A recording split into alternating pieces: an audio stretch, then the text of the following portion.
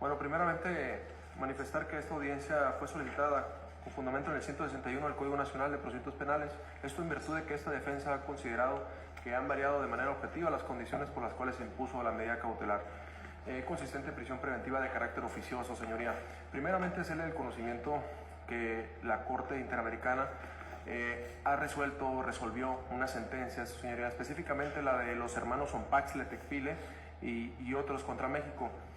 Los hermanos Ompaxle Tecpile y el señor Gustavo Robles, señorías, son tres personas que fueron detenidas a arraigo preprocesal, es decir, fueron detenidas e investigadas para posteriormente llevarlas a prisión preventiva, su señoría. Llevaron un proceso precisamente sumamente largo que derivó en la Corte Interamericana de Derechos Humanos, el cual se resolvió el 7 de noviembre del año 2022, que inclusive pues esta sentencia se hizo de manera pública. ¿Qué analizó la Corte al resolver esa sentencia? No analizó la prisión preventiva oficiosa, su señoría, precisamente, y se dijo expresamente que no se iba a analizar la prisión preventiva de carácter oficiosa porque era de reciente creación para el sistema jurídico penal mexicano. Sin embargo, se analizó como tal la prisión preventiva, la que restringe la libertad. Cuando los hermanos fueron procesados en el 2006, esta figura de prisión preventiva pues no existía, ¿no? Es por eso que se dijo que no se iba a analizar. Determinó que, bueno, más bien, para que se diera la medida restrictiva de la libertad, su señoría, y operaba con solo probar algunos presupuestos materiales. Esos presupuestos materiales eran el cuerpo del delito y la probable responsabilidad. Y con solo la comprobación de la persona, precisamente, que tiene el derecho a la presunción de inocencia, eso conllevaba, con solo la comprobación del cuerpo del delito y la probable responsabilidad, eso conllevaba la prisión en automático. Tan es así, su señoría, que recibió el nombre de auto de formal prisión.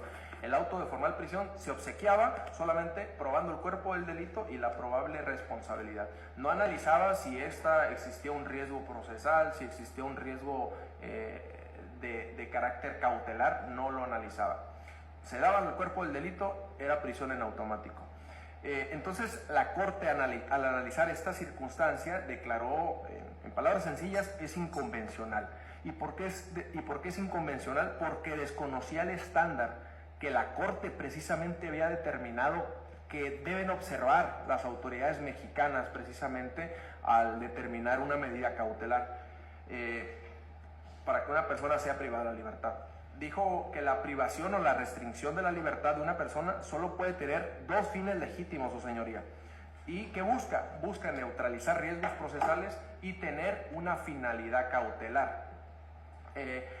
La Corte Interamericana precisamente habla en el párrafo 173 que existen las dos figuras, que las dos figuras analizadas del arraigo y la prisión no tienen una finalidad cautelar ni el propósito para neutralizar riesgos procesales, que se emite sin analizar precisamente el test de proporcionalidad, que es la necesidad, proporcionalidad, idoneidad y si resultan convencionales.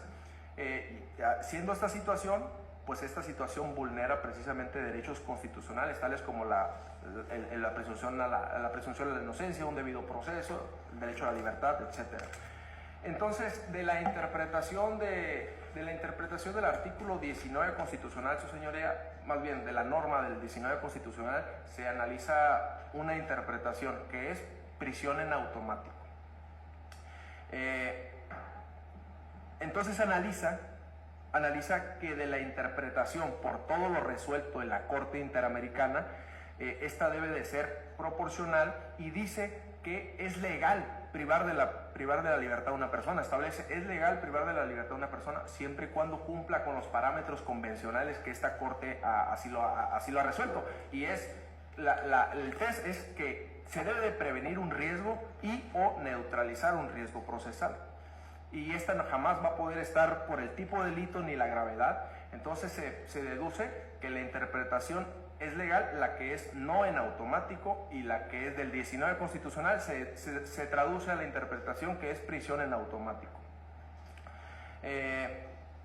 Bueno, entonces, siendo de esa situación, nos obliga a pararnos frente precisamente a las normas, su señoría, o más bien a las interpretaciones, Y existe precisamente en el primero constitucional un principio pro homine o principio pro persona, que es obliga al juzgador a pararse frente a las normas y decir cuál norma protege más al procesado y precisamente elegir la interpretación más favorable a este. Ahora bien, su señoría, hay una contradicción de tesis con número 293 del año 2011.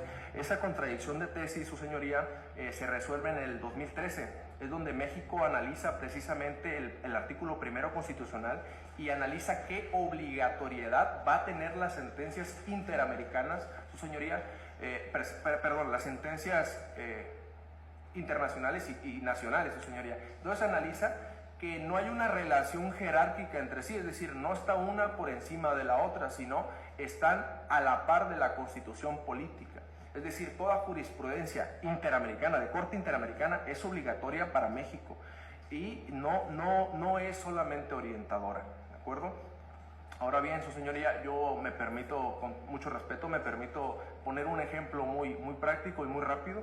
Este ejemplo es, su señoría, si yo le dijera en este momento a usted que tiene que usar una prenda el día de hoy para llevar a cabo sus funciones jurisdiccionales, su señoría, quizá en este momento la toga precisamente que porta usted sea la más relevante o la más adecuada para la ocasión, su señoría, pero eso no implica que el día de mañana, un fin de semana, no pueda traer una playera o una camisa, su señoría.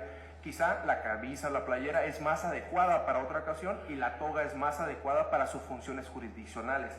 Es así, su señoría, es así como opera precisamente el principio pro persona, es como un criterio de selección de norma.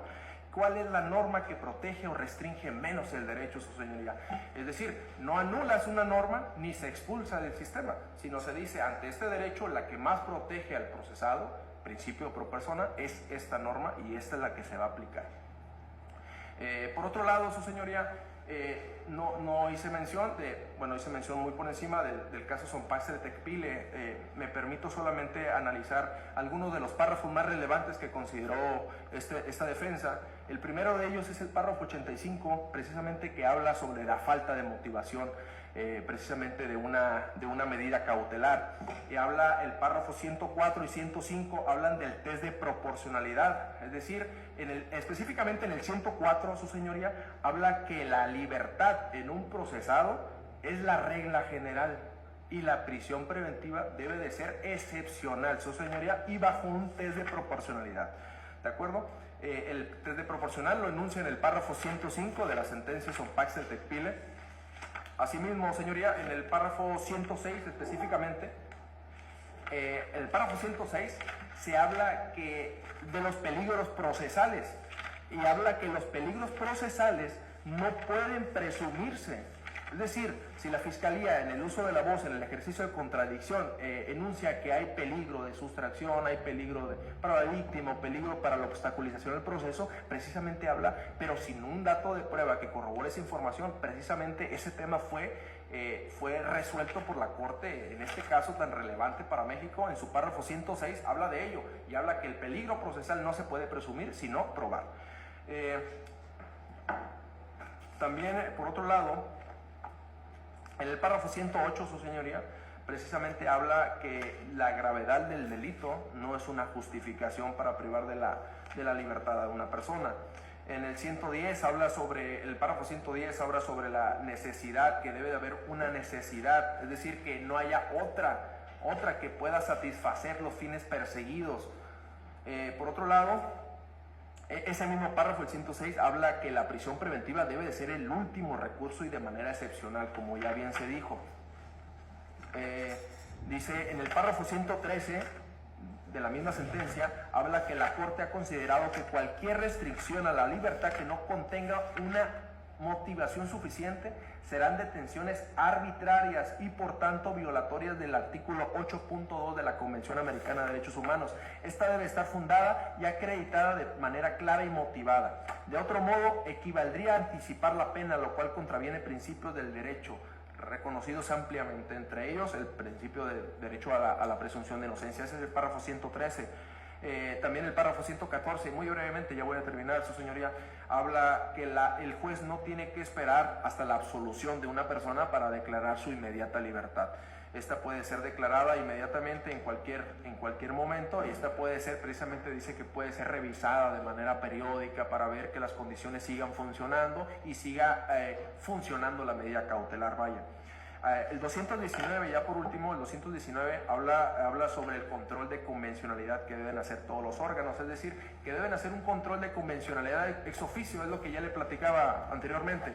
El control ex oficio es ponderar la norma que más satisface, en este caso, el fin que se persigue. Y reitero, la medida cautelar no se puede usar como una pena anticipada.